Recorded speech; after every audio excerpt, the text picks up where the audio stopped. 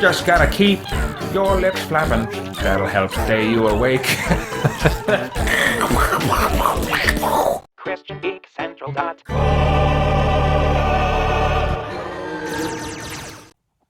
All right, buckle up. This car has a spoiler.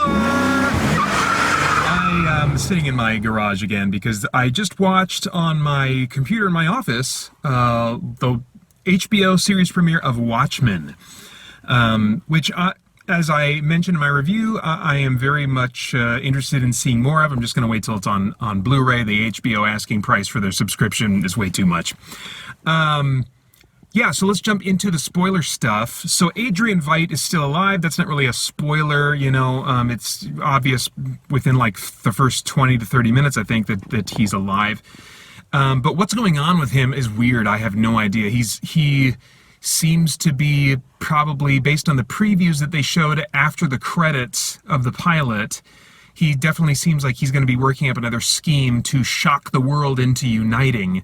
But it's not clear, you know, that his last scheme worked. You know, there's a lot we don't know about what happened in the time that has passed since the end of the original Watchmen story and the beginning of this series. But, like, you know, clearly the world is pretty screwed up.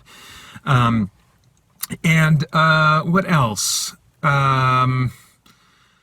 Oh, yeah. Well, I guess the big spoiler to talk about is Don Johnson's character dying. He gets strung up, apparently by a very old man in a wheelchair, who in the preview teaser for the coming weeks, we see a brief conversation where she says, "You're 95, how did you do that?" And he says, "I'm 105. And you shouldn't curse so much," you know. And so that says to me, okay, what is something supernatural is going on here? Not in the spiritual sense, but like something beyond the natural is happening here. Maybe, you know, I mean, we're in an alternate world where Adrian Veidt and his technology existed. And so maybe there, who knows what kind of drugs or experimental science there is that could account for, you know, how he was able to do that. Yet he was still sitting in a wheelchair after all was said and done. And so I don't know what's going on there, but I welcome that, you know. I think especially with the pilot episode with Dr. Manhattan still being on Mars, you know, it's good to have some indication that, yeah, the show is going to involve maybe some people that can do some extraordinary things. You know, we saw Night Owl's ship being used by the police chief, but no sign of Night Owl himself yet. So I wonder what, you know, became of him. Hopefully he will enter the story before too long. Maybe he founded or became involved in the police department or something. I don't think Don Johnson's character was supposed to be Night Owl. I'm almost positive. I can't remember the guy's name, but I think, you know, they said it, and I think I would have remembered, oh yeah, that's the Night Owl character. Anyway, so, you know, I'm not sure what they are planning to do. He's credited with being in 9 episodes this season, and I don't know if that's going to be like a flashback thing, like, you know, because in the movie and in the comic, you know, the comedian dies at the very beginning, but he still figures into the story throughout because it's told in a non-linear way. It's told through flashbacks and stuff like that. So I can definitely see a similar thing where we see a lot of Don Johnson's character in flashbacks as maybe the main character, Angela, is learning more about the world and the underbelly of the world, you know, which may be her journey, which would make sense to have a similar kind of structure for this series as, you know, the original Watchmen story. I think that would be really good, actually. And there's just a lot of questions I still want to have answered, you know. Like, clearly in the police, there's that one guy who wears the silver mask that's all reflective and is definitely evocative of Rorschach's original mask.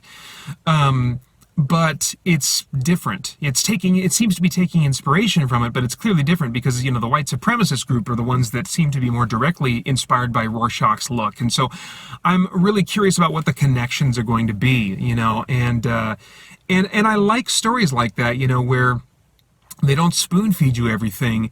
They give you enough to know kind of what is currently going on, but they kind of like indicate through world building a lot of deeper questions that you would want to have answers to. And so I'm really enjoying that. I wish Laurie Blake would have been brought into the story. I already saw her in previews, you know, back in the summertime around Comic-Con, you know. So not seeing her here and having her character introduced was a bit of a bummer, but I'm guessing that like Angela is, no, she probably won't become chief of police. They'll probably introduce another chief of police that will in some way hamper her investigation, or it'll probably be Panda. Panda will probably become the chief of police and tick off everybody on the force because he's such a rule follower. And, she's definitely, as all the police seem to be, a rule breaker, at least compared to our modern conventions of what police should be doing, So I think they're going to be probably playing with a lot of interesting themes going forward, and primarily of, racism and racial tensions and stuff. So I'm interested in that. But I don't think there's any other spoilery thoughts that, I would really want to react to. But I'm very curious where things are going to go. It clearly seems to me that like the old man at the end was the little boy from the beginning.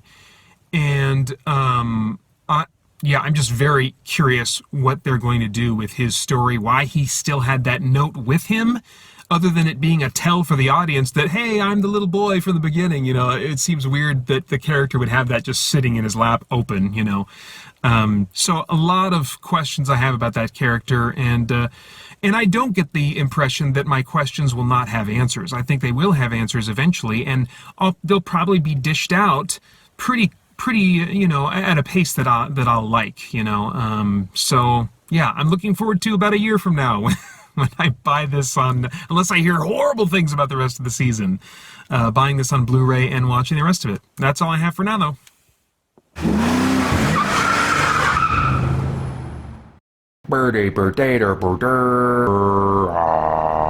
I should be in bed. I should just go to bed.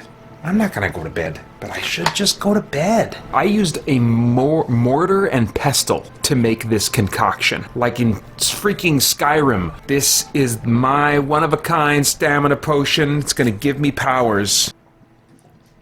Oh, that was good. Oh, had a little thing there at the end, though. I need a different flavor in my mouth. When I drink my magic potion and I shoot the guns at the bad guys in the cartel. LL in the cartel. Shoot the bad guys in the cartel. Don't get seen by the bad guy. Why didn't I send my drone in first? Wish I would have thought of that. Oh, but it's scrambled anyway. They're jamming us.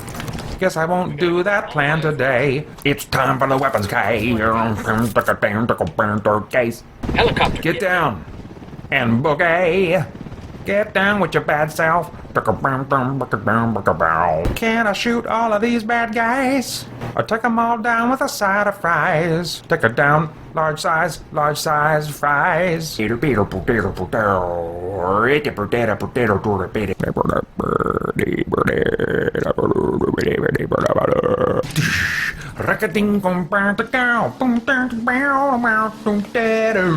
Rip, wow. Just gotta keep your lips flapping.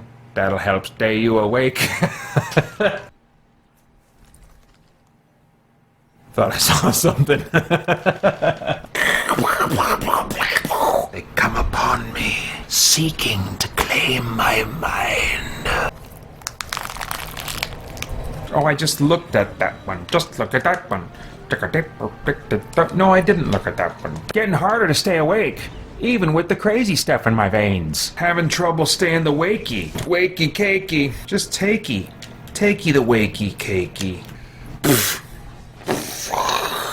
Once the nation power is low, frozen wet socks. Ow. Oh my gosh, that's cold. Oh my gosh.